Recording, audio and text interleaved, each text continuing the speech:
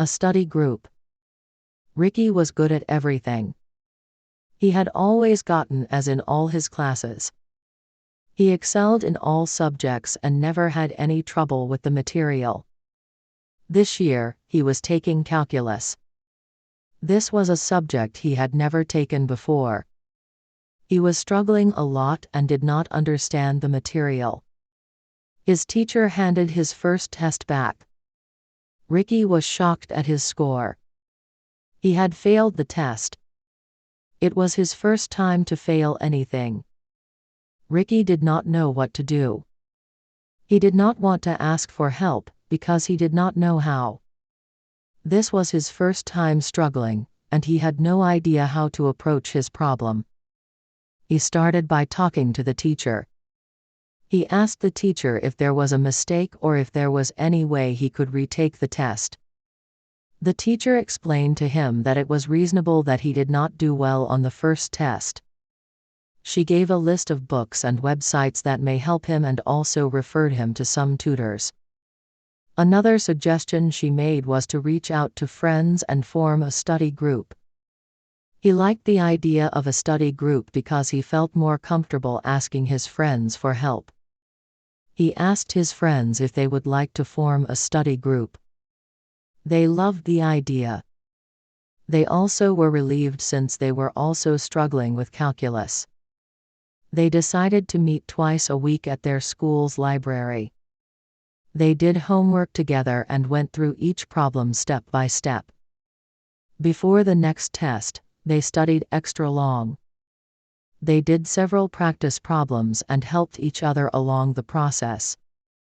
Perhaps Ricky would not get everything correct on the next test, but he felt more confident. Homecoming Queen. Deborah is running for homecoming queen at the high school she just transferred to a few days ago. Deborah and Sarah put up posters. The poster had a picture of Deborah with her list of accomplishments and characteristics. Deborah was a pageant contestant a couple of years ago, a 4.0 student, and a volunteer at the animal shelter. Classmates came up to Deborah after school to tell her how great she was. Deborah thanked them. Sarah came up to Deborah after school. "Hi, I'm Sarah. Look, I wanted to give you some advice. I think you should drop out of the homecoming race. You're a new student," she said. "I know, and I think that this is a great opportunity to get to meet people. I've already met so many people since running for homecoming queen," Deborah said. "Don't say I didn't warn you," Sarah said. Deborah wore a long gold dress to homecoming. Her parents were so proud of her and they took a lot of pictures of their daughter. Deborah went to homecoming with Kimberly and some other friends. The homecoming dance was inside the gym. It was decorated nicely. Deborah danced with her friends. A guy asked Deborah to dance, but she said no. Later, the principal came out on the stage. He was going to announce the homecoming queen and king. "Your homecoming queen is Deborah," he said. Deborah was happily surprised. People cheered for her and said kind words. Sarah rolled her eyes and left the dance. Deborah went up to the stage and made a speech about taking chances. She was off to a good start at her new school. Puberty and the voice crack. Alan is 13 years old. He is going through puberty. Puberty is when kids start to become mature and experience many physical and emotional changes. Alan already hit his growth spurt. He was very tall. Now, he was just waiting for his voice to deepen. Before the voice deepens, it will crack. His voice will sound high-pitched. In Alan's English class, his teacher would have students do popcorn reading. Popcorn reading is when one student reads and then calls on another student to continue reading. Alan was eventually called on. He started to read the sentence. He noticed that his voice came out all high-pitched. It sounded like he had a sore throat.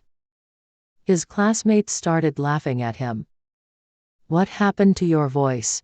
they joked. Alan was so embarrassed. He sunk into his chair and put his jacket hood over his head. After class, the teacher went to Alan to talk to him. The teacher said Alan should not feel embarrassed. Voice cracking happens to everyone.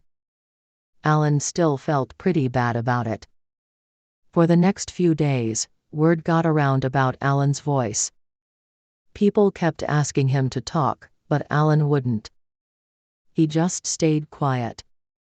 Even when teachers called on him to read or asked him a question, he just wrote it down. Getting bored of the fish. Jacqueline lives in an apartment with two of her friends. The landlord does not allow them to have pets. Jacqueline was disappointed by this because she always wanted to have a dog. Her roommate Wanda suggested that they get a fish. A fish would be easy to take care of. They never had to worry about the landlord finding out because there were no video cameras inside their apartment. Jacqueline bought the fish from a pet store. It came in a plastic bag. She put the plastic bag in another bag.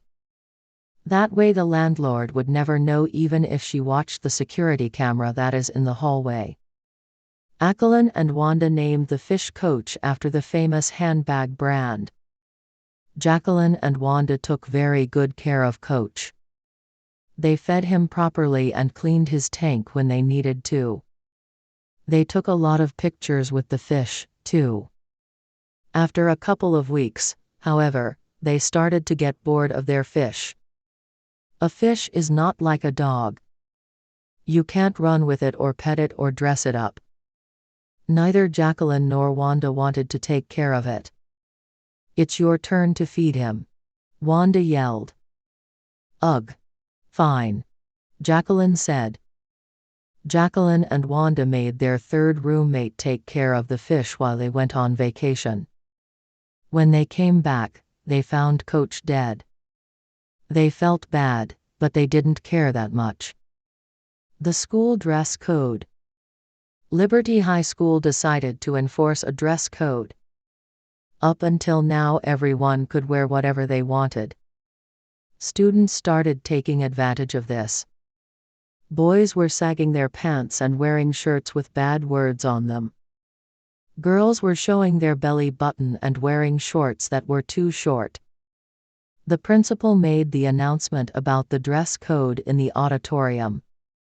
All the students were upset. "This is ridiculous," someone yelled. "Quiet down or else you will get detention," Principal Baker said. Principal Baker showed the students the uniform. The girls had to wear a white collared shirt with a red skirt. The boys had to wear a white polo shirt with red slacks. The boys and girls had to wear the same white shoes, too. The students were disgusted. "If you have long hair, you need to wear your hair up," the principal said. The girls were furious. "Piercings and tattoos are not allowed either," Principal Baker added. "What if we already have a tattoo? I can't remove it," a student shouted. "That is fine. Just do your best to hide it," Principal Baker said. Principal Baker thought everyone would be in uniform the next day. Instead, everyone was protesting. Students were carrying signs that said "no uniforms" and wearing inappropriate clothes. Principal Baker called everyone into the auditorium. "I am demanding everyone to call their parents to bring them their uniform. If you do not do this, you will be suspended," Principal Baker said. The students knew how bad a suspension looked on their records. They did what Principal Baker demanded and wore their uniform every day since.